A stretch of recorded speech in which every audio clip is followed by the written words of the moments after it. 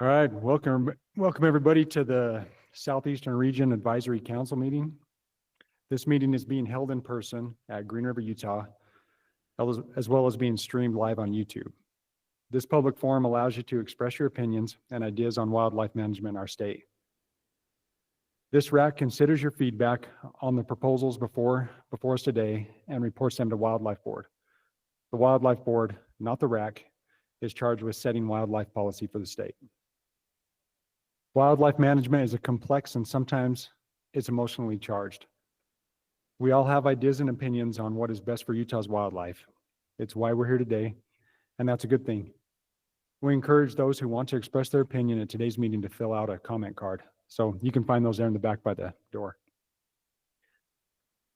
And then once you fill it out, bring it up to the front and we'll get you up here. We expect those in attendance to respect the people who speak, especially those who hold views that don't align with their own. Respectful behavior helps facilitate efficient meetings where RAC members can listen, digest, and address the concerns, ideas, and proposals being presented for consideration. Disrespectful behavior, including booing, yelling, cheering, or laughing while someone is speaking. Includes those, sorry. You can also help maintain respectful space by referring to people by name instead of descriptors of their physical characteristics, demeanor, or gender. If this behavior occurs, the RAC chair will remind attendees to be respectful. If the behavior continues, the applicable individual or individuals will be asked to leave. Lastly, please help reduce distractions during the meeting by putting your phone on silent. And if you need to take a call, we ask that you step outside. All right, so first item on the agenda, I'm Scoop Flannery. I'm the RAC chair. We'd want to introduce everybody today. We have some new members, and so those who are new, we'd like you to take just a little bit of time to tell us a little bit about yourself and what group you represent. Let us get to know you a little bit. Those who've been here a while, you don't have to do that, but you're welcome to. Let's start over there with you, Matt. Matt Farnsworth from Spring Glen. I'm representing the sportsman. Grew up in a hunting and fishing outdoor family. Really have a passion for most predator hunting type stuff. So kind of hoping what I can bring to the table there is a different outlook on predator hunting and how it ties into conservation a little bit. My name's Cash Stallings. I am a public at large rep. I've been here for a little while now, but I live in Price, Utah. I grew up here in Utah, hunting and fishing my whole life, really passionate about wildlife management in the state, and was lucky enough to have an opportunity to be on the RAC and speak loud when I feel like I need to. Yeah, my name's Daniel Luke. Same, grew up here hunting and fishing. Got a passion for the outdoors, so I found a job in the Forest Service and was able to get on the RAC. So, yeah. And Brad Richmond. I've been here a while, so I'm in Farron, but I'm non-consumptive. Thanks. All right, then we have those online as well. We can go to Charlie. Okay, got me. Charlie Fisher. Live in Moab, Swartzon's rep. Been on the RAC for a while here. Enjoy the process. Hunter, fisherman, and new trapper. Just started that last year, which has been a fun way to learn a new thing in the outdoors. Thanks, Charlie. And Jake? Yeah, well, good evening, everybody. My name is Jake Palma. I'm the field manager for the Bureau of Land Management, so representing the BLM and federal agencies here on the RAC for the Southeast region. So I'm down here in Monticello, Utah, is where I'm the field manager at.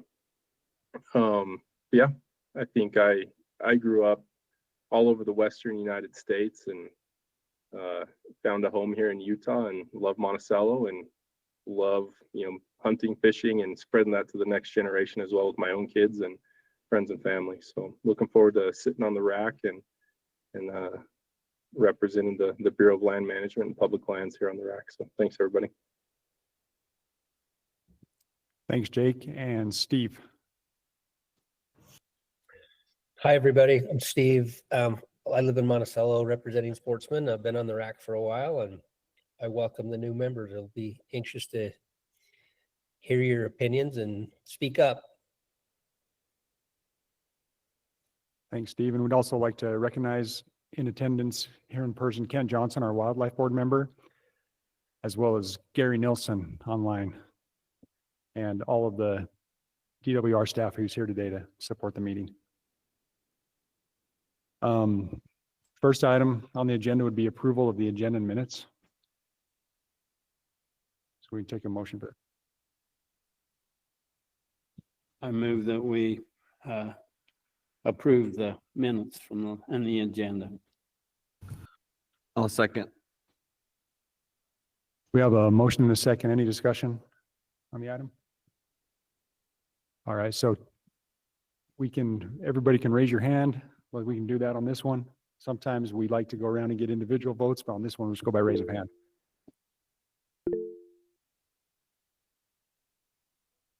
I can see that Charlie did the little icon, raise of the hand, so it looks like it's unanimous.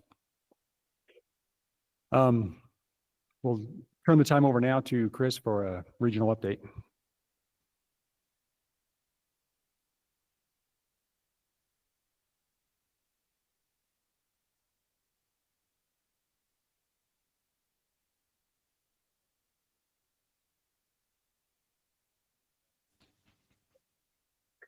Good evening. Thanks for being here. Appreciate your dedication and your service on the Regional Advisory Council, and your voice is important, and we appreciate the time and effort you go through to review the presentations and the public comment and come tonight together and make a recommendation and motions. Just give a, it's not advancing for me. This is the what?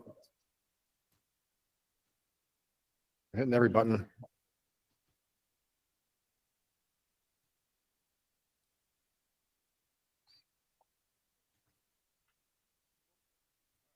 I guess just go that way. Okay. All right. Sounds good. Just a quick update from all of our sections in the Southeastern region. Our aquatic section's has had a busy summer. They've run a great team of seasonals, and the biologists worked well with them and done some great things. We do have a new biologist on staff. His name is William Thick, and he comes from us from Wyoming, and then previously the East Coast. And so he runs our AIS surveying program. So he goes to all the waters in the central region and the southeastern region and tests them for any aquatic invasive species. And so position's been vacant for about a year or so now. Kyler Stilson was in it before, so we're glad to have William on our team.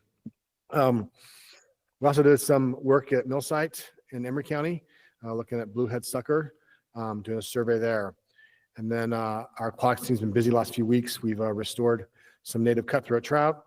That's been a several year long program and project. We've done that this year again on LaSalle's. We stocked Beaver Creek with cutthroat trout. Sorry, we stocked LaSalle Creek with that native cutthroat trout that we see on LaSalle's. The outreach section is busy too. We have 2 awesome events coming up. These are very popular events. We previously held the Bat Night several times in Moab. We're going to do that again this year on September 10th. We're adding another location though. We're going to do it in Carbon County, 9 Mile Canyon, and that's on August 9th. So both those events you need to RSVP to. There's space available at the Moab Bat Night. I think the 9 Mile Bat Night is full, but there is a waiting list. If you go on eventbrite.com, you can search for Bat Nights, our events, and you can sign up to attend those events. Those are really cool nights. Biologists will be catching bats and mist nets, and then they bring them to the public where the public can look at them up close. The biologists will be handling all the bats, of course, but it's a really cool experience to learn about bats and see bats and several bat species, hopefully. Our wildlife section is this month is busy doing elk classifications. They've gone on all the units throughout our region, classifying elk. They're also doing some rabbit routes, dove banding, And then we have some the mountain goat survey on the LaSalle's is happening, I believe, this week.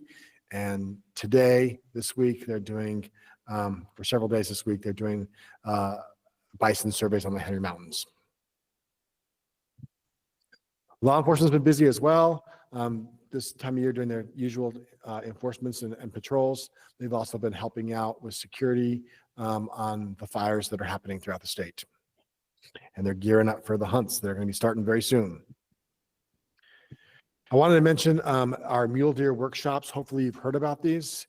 This is a new effort by our new director, Director Peck, who's invited us to hold these workshops. And so we're going to have 2 in our region. The first ones, we're hoping to do these a few times a year. So the first, to kick it off, we're going to have a mule deer workshop next week on Tuesday night in Price. And then 2 days later, on August 14th, have a workshop in Monticello. And we encourage the public to attend. And I guess the purpose of these is to hear from the public your feedback on how we can grow mule deer. We have a process, the RAC and the board process that we use every year to figure out how we hunt and manage mule deer. So these meetings are going to be specifically to target and focus and get ideas on how we can grow mule deer. So rather than talk about, hunt structures and weapons restrictions and things like that, we want to talk about how we can grow them. And we value our partners, both the public, nonprofit groups, land management agencies. We realize that we need everyone's help in Utah to grow mule deer. And so we invite you to come and attend those. I'll put in the plug. In our region, those 2 meetings will have some really good food. We'll get some catered barbecue food for those 2 events. We'll start off the meeting out eating a nice, good meal together, and then having some good discussions and hearing from your feedback. And we're there to listen and hear from you and partner with you. So we encourage you to attend that. And I think that's all I have. Any questions for me? I just want to make a comment, Chris, that I really appreciate the division doing the mule deer outreach. I think it's fantastic. I know we have the RAC process and we always encourage people to give us feedback there, but I appreciate the division going out of their way to try to really show that, hey, we're trying to listen to you. Let's have a conversation where we can work together to help something we're all passionate about. And then also maybe for you guys to provide a little education. I was absolutely thrilled to see that press release. And then for you guys, for such a big region that we have to be willing to do 2 meetings instead of 1. I'm very appreciative of the division for that. Thank you for that.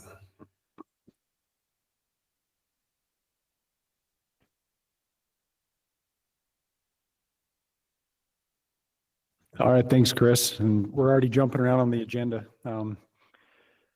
So we'll do the wildlife board meeting update. I got something close to my face.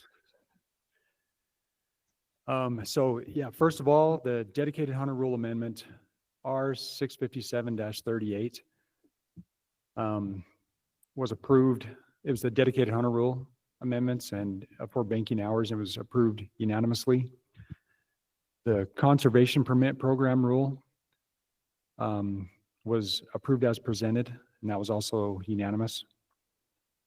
For the outfitters, guides, and spotters rule amendments, R657-72, a motion was made to approve as presented with the revised language provided by the division, and that was 3 in favor and 2 recusals. I think those recusals were because of direct involvement. Regarding the CWMUs with public land variance, there was a motion made to approve the request as presented by the division with the caveat that the landowners applying for this program going forward, that they understand there is another option available to them, and that was passed unanimously. For the changes to R657-28, the WMA exceptions from license requirements, it was approved unanimously, the changes. WA exemptions from license requirements as presented by the division with the inclusion of an exemption for federal employees accessing WMAs while conducting their official work duties. For the sage grouse translocation was approved as presented unanimously. Oh, sorry, 4 in favor with 1 excused. For possession and release of pan-reared game birds, rule amendment R 657-4. This was also passed with 4 in favor with 1 excused.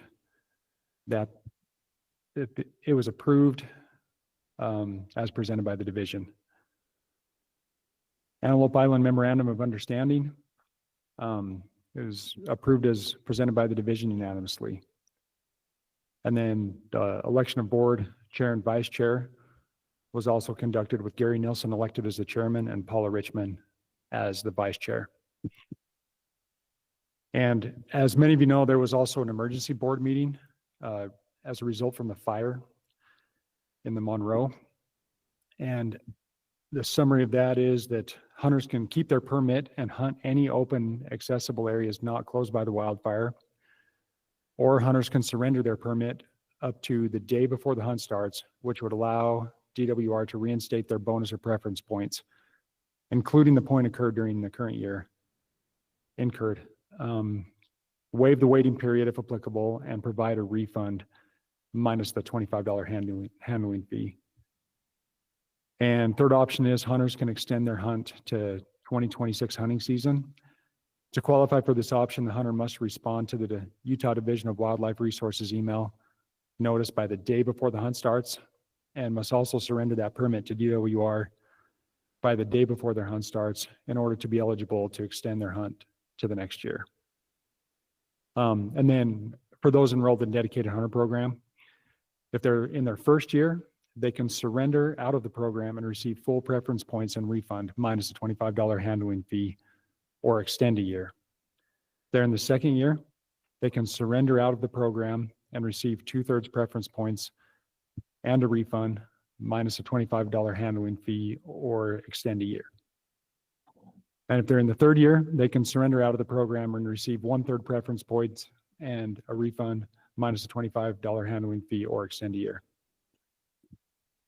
And I don't know if there's any questions that the division can help answer with any of that.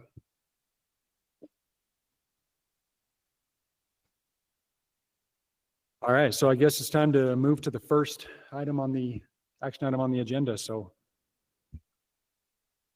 I guess we need approval of the agenda as well, which is great because I've already mixed it all up. So let's approve it from now on. Do we have a motion to approve the agenda? I move that we approve the agenda as presented. I'll second that. We have a motion and a second. Can we get all in favor? Please raise your hand. All right, it's unanimous. Okay, Lindy, it's your time to shine. Scoot, could you just, for those who are here, could you just give us a little breakdown of how this next part is going to work? Sure. So what we'll do now is Lindy gets up, and hopefully the way it used to be done is Lindy would come up and do a big presentation, or whoever it was would come up and do a big presentation. That was our chance to learn everything. When we started doing everything online, they started doing all the presentations on YouTube and making those available beforehand. And so hopefully everybody's had the chance to go through that and see what the agenda items are about. It also gives the public a good chance to get comments and for us to receive comment cards. And so we'll hear a little bit from Lindy. Sorry. I'll just add that every time the public submits a comment on one of the items that we discuss, the entire RAC gets an email with that comment, with how you feel, whether you strongly agree or strongly disagree or anywhere in between, and then they read your comments. So they come to this RAC meeting having seen the presentation and heard from the public. All right, thanks. So she'll give a summary, and then we'll have a chance for the RAC members to ask questions. Following that, anybody in the audience can also ask questions. Right after the question period, we'll have a comment period. So anybody in attendance in the audience can comment on the issues we're talking about. We'd like to keep those within 3 minutes just to keep it to where everybody has a chance to give their opinion. And then we'll open up to RAC discussion. And then following that, it'll go to motions and approval of motions. Does that sound right? Yeah. Anything to add, Chris? Okay, now it's your turn, Wendy. Perfect. Okay. Well, thanks for having me here tonight. It is hot and windy here. It's a whole different hotness down here. So just wanted to kind of give you a brief overview of the first agenda item, which is over our surrender and variance rules. In the surrender portion of the rule, we are proposing to align our rules for when there's a hunt that's opens less than 30 days from the post date. So for example, like our black bear spring hunt, the results are posted less than 30 days before the hunt begins. And our current hunters that need to surrender can surrender and receive their points back -1 for the current year, but it does not allow them to get the refund minus the $25 handling fee like our other surrenders. So we're proposing to align those rules so they work together like our current rule is. Another proposal is if someone is surrendering for a medical reason, right now you have to turn in your medical paperwork 90 days after the hunt ends, and we're proposing to shorten that to 30 days. After that 30 days, it seems like there's a lot of eligibility issues, so we just need to get that paperwork in so we can process them as soon as we get them, so then they aren't lingering out there. Another proposal is that we're just adding refund language for our medical surrenders to line with the state code. That was missing from our rule, and we just want to make sure that it's in there so people can view it versus having to go to the code. The next one we're recommending is the same for variance applications. Currently, right now, it's 120 days that you can submit your application after your season ends, and we're proposing to cut that to 30 days. The reason for that proposal is eligibility as well. 5 months after your hunt ends, some of those hunts go into the big game application, and their eligibility and points aren't updated. And we've also noticed some of our cases that we turn into law enforcement are the ones that are submitted after that 30 days. They're trying to close that little loophole that's out there for those. And then we're also wanting to add another qualification for our variances, and that is a court order subpoena that occurs while your hunt is going on. Not, a month before, but we've had a few times where someone's been subpoenaed and it's right in the middle of their hunt, and so they can't go. So we would like to add that and also remove the COVID-19 related qualification for variance. It's no longer needed. That was 5 years ago, so we just like to remove that language. So there you go. All right, any questions from the RAC?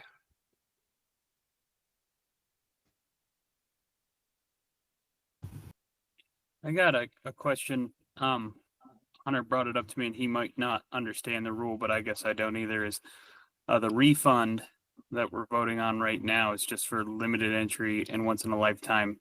If someone were to turn in their general tag before 30 days, do they receive a refund for that tag or do they not? They do not. We're only allowed to buy a code to refund the limited entry and once lifetime species. General season is not eligible for the refunds. Okay, thank you. Any other questions from the RAC? Any questions from the audience? All right, any comments? Looks like we have one from, I'm trying to see which agenda. Oh, that's agenda item 7. Okay. No comments from the audience. Open it up to a RAC discussion.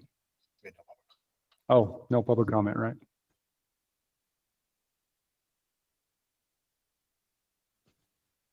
I had a chance to watch the 2 other RAC meetings that have happened. I think they really cleared up a lot of the questions. One I might have missed was on the court-ordered subpoena.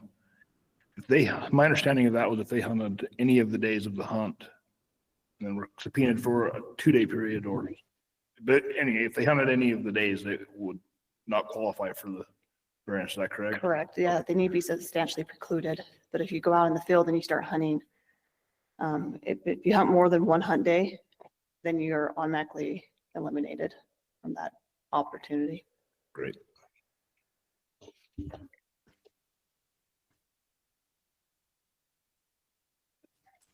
Any of the RAC members online have any comments? All right, we'll look for a motion. I'll motion to approve as presented. I'll second. Yeah, all third. All right, we have a motion by Charlie and a second by Cash. Let's go down the line on these ones. Matt, Yes. Cash, Yes. Daniel, Yes. Brad, Yes. Charles, Yes. Jake, Yes. and Steve. Yes. All right, motion passes unanimously. Oh, you're still up here, Wendy.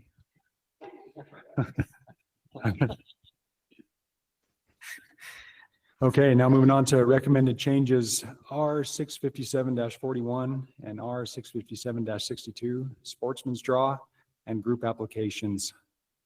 Okay, I'll give you a brief overview of these recommendations. So the first one is to start with our sportsman's application. We are recommending to alter that. So every once in a while, if you draw out for those individuals that happen to be the lucky ones that draw out for one of those once in a lifetime permits, our current rule does not allow them to purchase a point for another species that they're ineligible to apply for. So the current rule states if you have a once in a lifetime permit, you cannot apply for another once in a lifetime permit. What we're proposing is to allow these sportsmen, successful applicants to be able to just purchase another once in a lifetime point. So if they draw out for bison in the sportsman's draw, we will like to allow them to be able to purchase like a moose point in the big game application, just so then they can stay on the same curve of points, or if they don't miss an opportunity for another year, if that's what something they're going for, because that could set them back. So we would like to align that rule because that is something that we allow, like the conservation groups and the expo permits, those prices, we're trying to just keep them all the same. Another thing that we're recommending is to apply to all of our statewide permits. So that includes our conservation statewide and our sportsman statewide. They have set dates in rule of when they open. So most of them start on September 1st. And every 7 years, that September 1st is a Sunday. And we are not allowed to, in the state of Utah, to start a hunt on a Sunday. So we are proposing to put these dates in rule that if a hunt starts on September 1st and it's a Sunday, we bump it to August 31st. And then for our bison statewide tag, the hunt starts on August 1st. And we would like to start that hunt on August 2nd.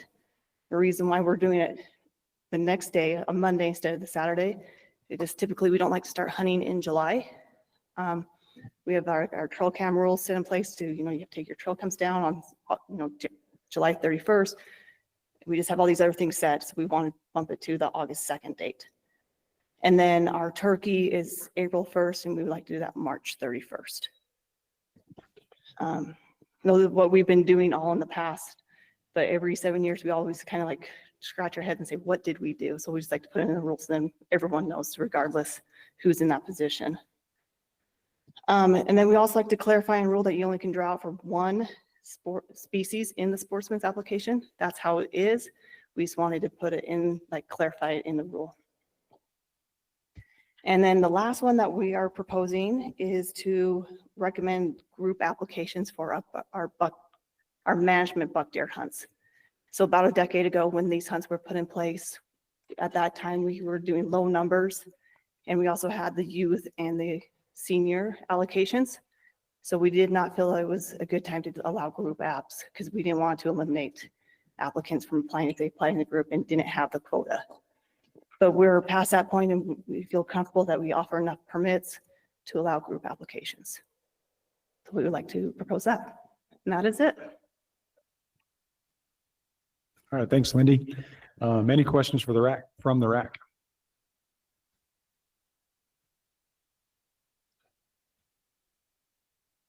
Any from the online folks? Okay, any questions from the audience? Do we have any public comment on that one? No comments, but we had one person reply to the survey and they strongly agreed.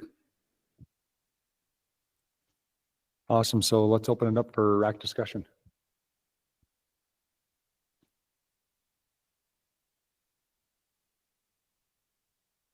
Yeah, so I guess I don't know if you heard from any of the other racks that have already happened. I had 2 individuals approach me about this, and their concern was that we was going to allow the sportsmen and conservation permit holders a day early and take a weekend away from the archers that were pursuing the same animal. And so has there been any other concern raised on that? No, there hasn't been. No one's brought that up to me. Like I said, this is something that we've done every 7 years. So this is just the same, because we can't start Sunday. Yeah, they would prefer you to start on Monday, not So- Saturday. Yeah, and you guys can make that recommendation, but like I said, this is the precedence that we've done the last 7 years and no one's complained about it. And it's 2 tags, like the sportsman and 1 state was, so it's 1 of each. It's not like 20 tags or 50. Yeah, it's not a big deal unless you're the one that's pursuing the same animal. So- Yes, yeah, but yeah, no one's brought it up to me. Okay, thanks. Yep.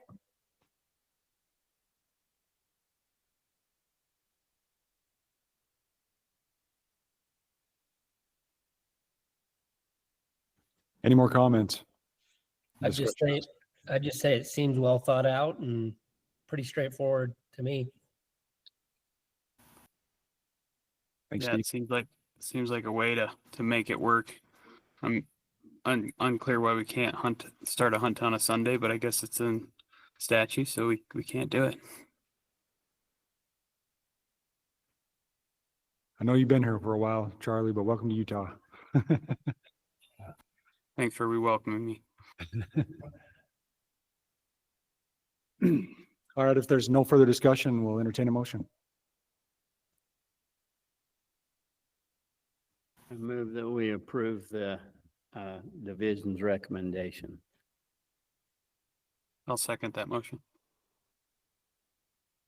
Okay, we have a motion by Brad and a second by Charlie.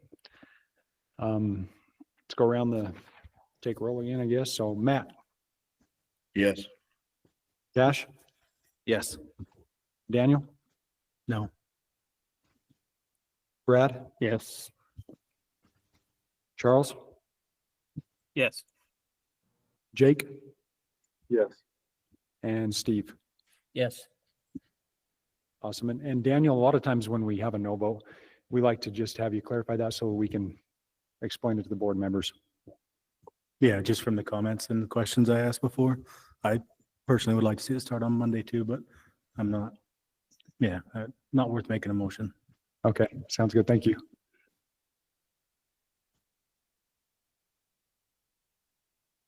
Okay, on to the last action item on the agenda. Recommended changes are 657-73 tagging requirements. And it's back to you, Lindy. Okay, so this is actually proposing a new rule. It's a new one. So what we've done is we've consolidated all of our tagging regulations from all of our different species and created this new rule. And then we also added language to allow electronic tagging. As I go through it, I'll kind of give you like the highlights, but I just want to point out there's some other, the confusion from the other racks is they think that we're just making strictly e-tagging, and that is not the case. We're still giving the option to use a physical tag or e-tagging. So this rule allows you to do either or, not both, not just one, but either or. So as I go through this.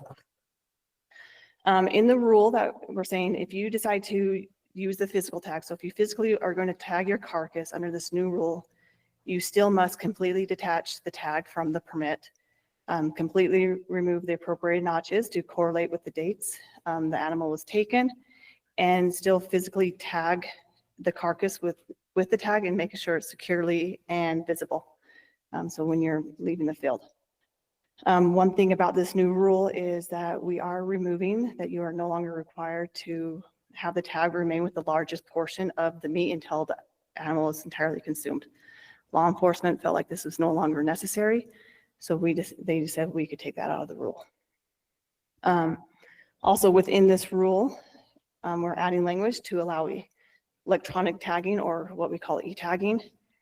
And if you decide to e-tag, you must electronically notch the digital permit within the app that we have. And it will correlate the dates that the animal was taken. And you also must provide the information that's also required within the app. So in my presentation, I kind of showed just a few examples of the questions that you'd be asked, but it would, like, your location, photos, all the harvest survey questions. So when you're e-tagging, you'll be filling out your harvest survey. That is required. So it will ask you, like, how many days did you hunt? Did you wound any animals? The width, how many points, all those questions would be asked. And then under this rule, you'll also be required to keep the electronic harvest code in your possession. That code will appear in the app once you finalized your harvest survey questions. So once you've answered all those questions, a code will appear, and that's what you need to keep on your possession. So you can either take like a screenshot of it, or you can write it down, or you can actually just get back into the app and you can pull it up under a new little section that will be on the tag. But that must be on you when you're transporting it out of the field after you just tagged it. Also in this rule, when you're hunting, you still may not remove more than one notch indicating the date that you harvested. You cannot tag more than one carcass using the same physical tag or electronic tag. So you can't use one and the other. You can just use one or the other. And then once you've tagged, you can no longer hunt or pursue that species. After you've shot or retrieved an animal that you're hunting, detach the tag from your permit or notched your tag either physically or electronically. So, and then also this clarification that we did not change the transporting rules. Those did not get affected by that. This is just the tagging, not the transporting, because that's also been a question. So. Thanks, Lenny. Any questions from the RAC? I might have missed this one, but I don't think it's been asked yet. If I submit the e-tagging to 4 photographs, can I consider that proof of sex and not have to remove a body part with my boned out meat? That is a good question. Thank you. I think I would have to double check. I can double check and get back to you. But you'd still have to approve, because that did not change in the rule. So okay. But we did not alter that. So yes, you probably would have to still prove sex. Thank you.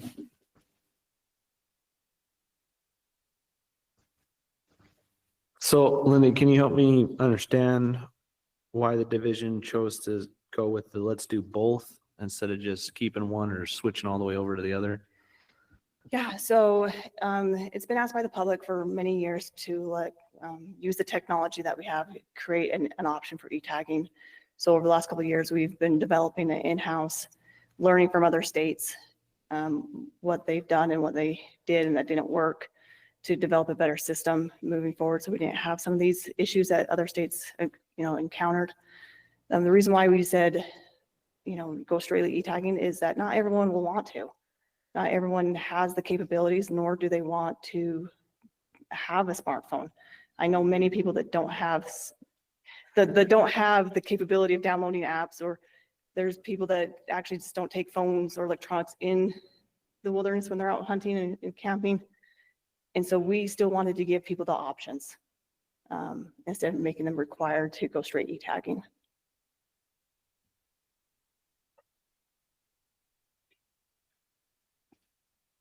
So can I ask, I know we're not talking about, but on the transportation rules, so if someone else was gonna haul my deer back home for me, am I just gonna hand to them that confirmation code that I got on my e-tag and say, hey, if you get stopped, here's the confirmation code? Is that the idea? Yep. Okay. Yep, that's just like the tag that's on your animal.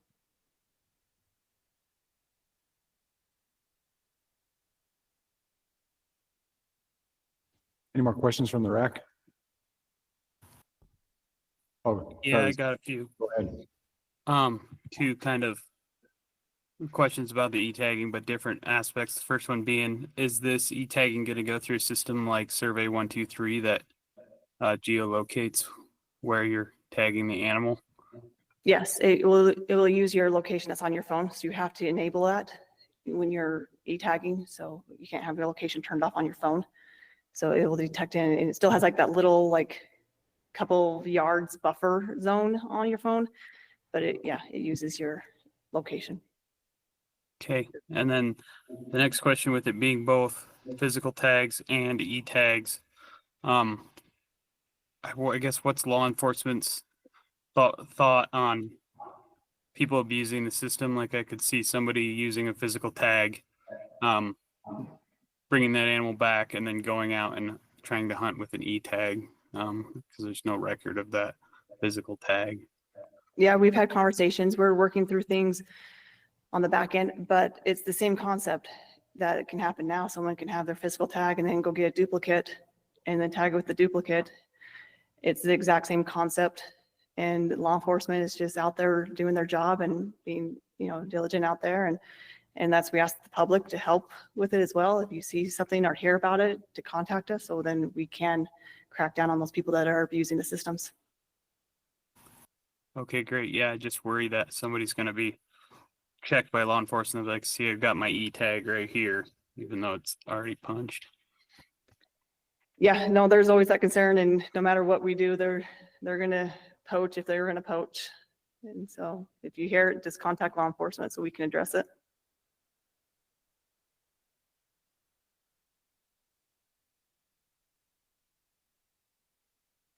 Any other questions from the RAC? Any questions from the audience? Okay, I guess we do have one comment. Or do you want to go through the? Maybe I'll just say we had one person respond to the public survey, and they strongly agreed with the recommendation. Okay, so we have one public comment for this, Ken Singleton. Oh, you got one more?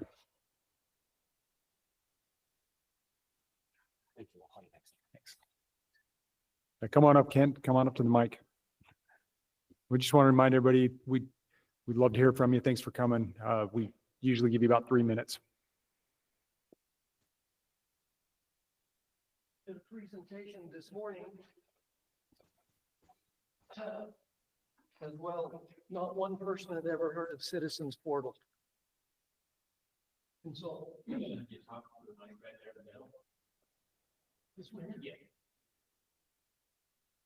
So anyway, you can hit that QR code for Citizens Portal. Yeah, it's the citizens. There's watching your YouTubes. Okay. So that's where that's coming from. Make a long story short. I had a quick 3-minute speech here, please. Good evening, Chair and Council members. I'm Kent Singleton, a 77-year-old Vietnam veteran and owner of a property in Taggart in Morgan County, speaking regarding my private property experiencing the threat of eminent domain and trespassing. First, the prior owner's walk-in access contract covering fishing, hunting, and trapping terminated immediately upon change of ownership as per Utah Administrative Rule R657-56-9, which ends any active lease upon a property transfer. I was directed to install no trespassing signs. Yet DNR, DWR, and WIA continues to maintain old and new fishing signage and license fishermen, boaters, hunters, trappers, and outfitters to operate on my property, and literally thousands of people on my property every day without my permission, without compensation, and leaving me bearing all liability. Second, I must clarify that Officer Hancock serves as the DNR, DWR, and the WIA enforcement officer.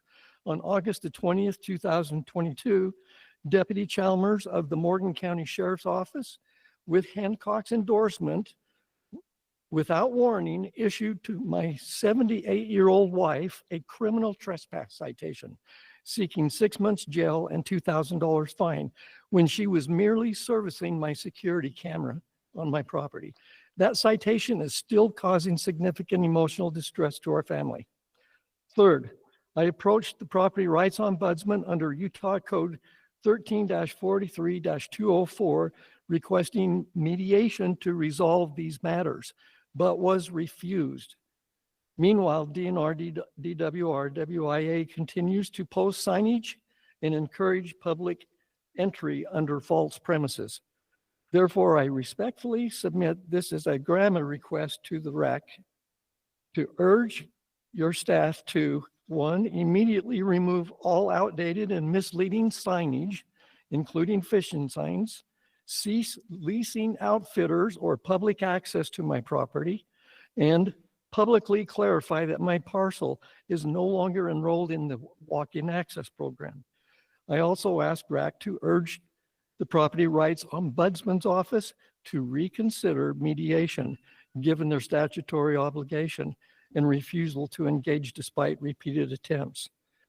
Shortly here, I am able to provide documentation including the walk-in access termination letter, ownership transfer records, boundary surveys, correspondence, the Property Rights Ombudsman, and copies of the citation history. Please include this statement and photograph of your 8-foot sign in my driveway in tonight's official record. The noise and Hey, conflict. Kent, are you getting close? It's past the 3-minute. Yeah, this is a summary about the How much time you need? 10 seconds. You got 10 seconds. The noise and conflicting stories out there are overwhelming.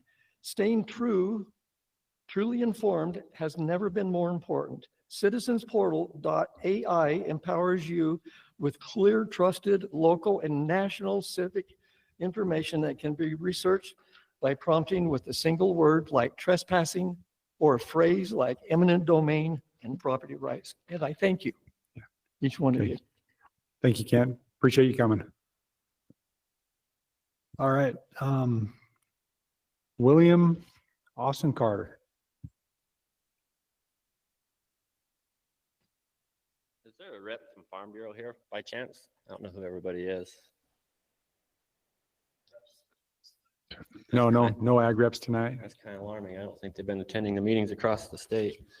My name is Austin Carter. I'm a landowner in the Book Cliffs. I'm going to talk about the e-tag to start off with. I think it's a bad idea because it opens the door for more abuse of poaching incidences and non-harvest waste and want. I know that people can cheat in any form, but I think we should enforce what we already got on the book before we move on to anything new, because I see a lack of enforcement. I got pictures and documentation of 6-point bull elk, multiple bull elk. Didn't even take the back straps. One of them, they'll take the horns. If it's too hard to walk down the bottom of the canyon, they won't even go get it. They won't even take the horns then. And they're doing hunts in terrain where these guys can even barely carry their backpacks and their sleeping bags in, and they leave them behind their sleeping bags when they hike out, so they surely can't carry an elk. There don't seem to be any checks and balances where the money is going for wildlife. I tried to get the grandma on bison mitigation money, and the grandma response was cost me $26,000 to just look at the wildlife money and where it's being spent. And I have a big dog in the fight because I got bison just rolling over my cow herd and my property and taking over everything we own. Got 12 dead cows to count, maybe more than that now, I don't know. I've personally witnessed a lot of massive amount of wildlife money going into private, politically connected personal properties in a way that it actually drastically hurts the wildlife on the projects that DWR funds. The public needs to address these things as a whole as sportsmen if they want to be able to do anything about it, because I don't think it's going to happen internally from DNR. So I suggest the public gets together if they want to save their wildlife. Examples, it looks like you guys are selling 80,000 general season tags on mule deer this year already. I'd like somebody to please come show me any mule deer, buck, doe, anything. I live in the Book Cliff 365 days a year, and there is no deer. They're gone. So I'd like to see how 80,000 more tags being sold would help. Seems our problem here in Utah is a serious lack of integrity at DNR's officials at the top level. It's costing the citizens the wildlife, our water, our private properties, our families, and our freedom. And if you don't believe me, just wait another year or two and you guys will all remember this speech I just gave you tonight. Cox says we've still got family here in Utah. I'm glad he does. I hope he should come down here and take a look what has happened to our families with the actions the DNR's done in just the last decade in Green River, Utah, and the Book Cliffs. Thank you for your time, and you guys have a good night. Thanks for your comments, William. All righty. Let's open it up to RAC discussion.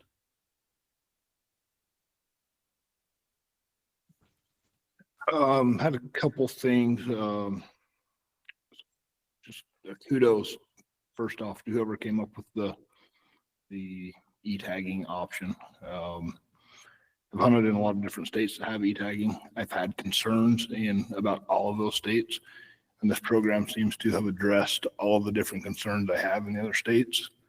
So big kudos to that. Seems like you guys were very thoughtful on how to roll this out. I know it's been a few-year process. I've kind of followed along with it. But it really puts my mind at ease. Some of the conversations different RACs have had, the answers have been provided from that, and I just want to let you know I appreciate that. The tag remaining with the meat, all for removing that. I love that proposal. I hate getting to the bottom of the freezer and having 4 years of tags stacked up in the bottom there. That's great. I love it. The concerns about poaching, the common theme throughout all the RAC process has been, if you're going to poach, you're going to poach. And some of the states I've hunted, I've completed the e-tagging and thought to myself, man, if I wanted to poach, let's come here and do it. The e-tagging sure does make it easy. And all of the times I thought that, or all the avenues I've thought that for, have been addressed with this. So again, big kudos to you guys for the thought you put into this before you rolled it out. I'd like to hit on the proof of sex again. I'm going to make a motion, or if I get a chance to make a motion, I don't know if this is the place to address that or not, but we have wildlife board member in attendance. And I would love to see that if you go the e-tagging route to remove the proof of sex requirement. If you submit the 4 photos, it's very aggravating to me, the pride I put into boning out meat to put on horses or mules, and it's all clean and nice and pretty. And then I have to, in a politically correct way, put a chunk of junk in there that I have no intention of eating. I don't want it rubbing on my meat. I would much prefer just to take the pictures and let that count. So hopefully I'm planning on making a motion to include that. Hopefully this is the right forum. If not, I'll submit that the next year, whenever the appropriate time is. But again, to DWR, thank you very much for the thought you put into the e-tagging.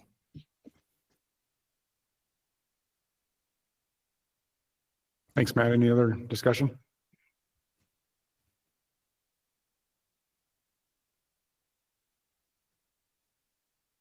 Can I ask, I apologize, I appreciate those comments from RAC member.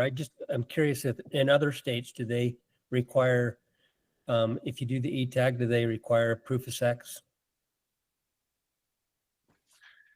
Some do and some don't. It's been about a 50-50 split on that. Okay.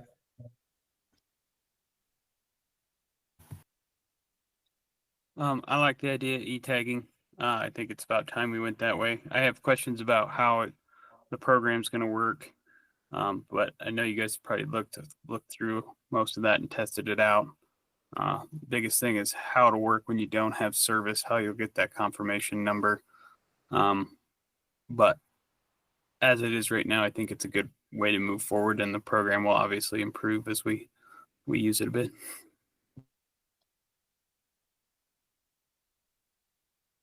Lindy, can you address that? Am I not going to get a confirmation code until I get back into service?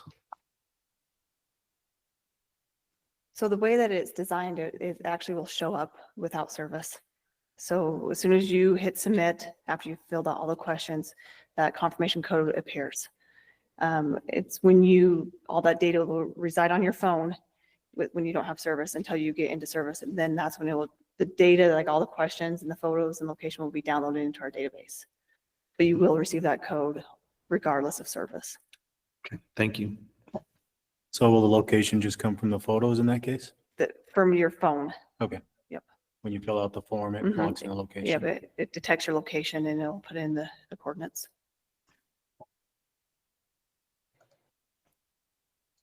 Can you clarify for me the 4 photos?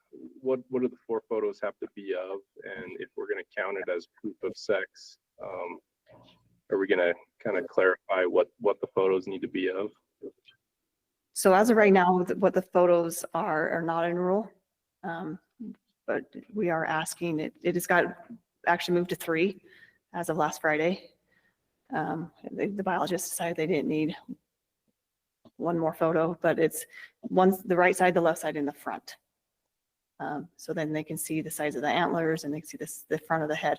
They didn't need the back of the antlers because they can see it from the sides. So that's the reason why I went down to 3. So is the app giving them direction to take 3 photos of the head area then, Yeah. 2 sides in the front? Is that the idea, Yep, or the the app. carcass? Yeah, the carcass, the app will say which one's what you need. Okay.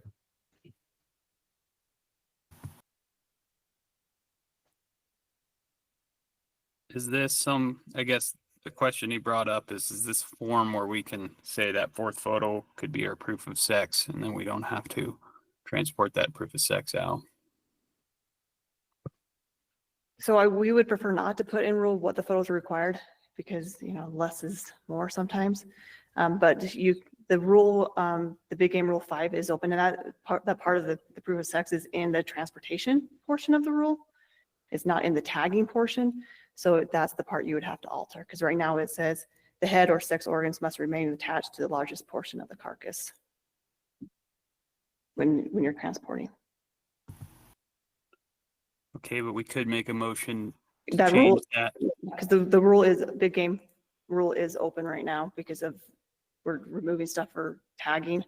But like I said, within the tagging rule, it has nothing to do with it, but that portion does. So you could.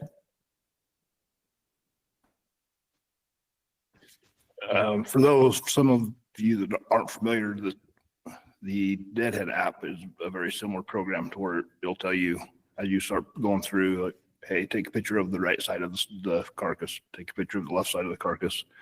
And on the proof of sex thing, the way I see that translating is if I have a cow elk tag and I take a picture of the right side of the cow elk, and I take a picture of the left side of the cow elk, and I take a picture of the front of the cow elk, that's pretty good proof that I shot a cow elk.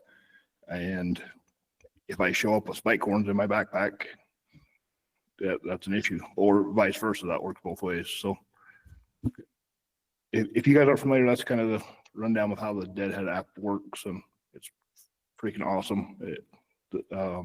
Very, very user friendly if you haven't done it in the past.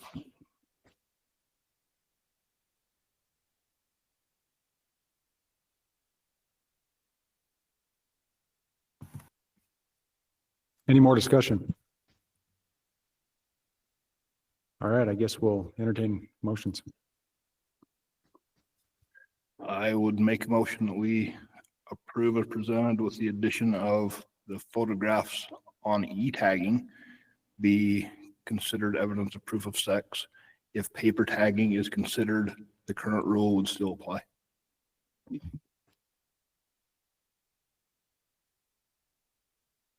We have a motion on the table. Do we have a second? I'll second. All right, let's go to voting. Is there any discussion on the motion or the second? Sorry. Charlie. Motion by Matt, second by Charlie. Okay, let's go around. Let's go with Matt. Yes. Cash, Yes. Daniel, Yes. Brad, Yes. Charlie, Yes. Jake, Yes. and Steve. Yes. Is okay, motion passes unanimously. Did you get all that? Okay. That's the last item on the agenda. Is there anything else? Okay, take a motion to adjourn. Our motion that we adjourn. All right, all in favor? Okay, thanks, everybody.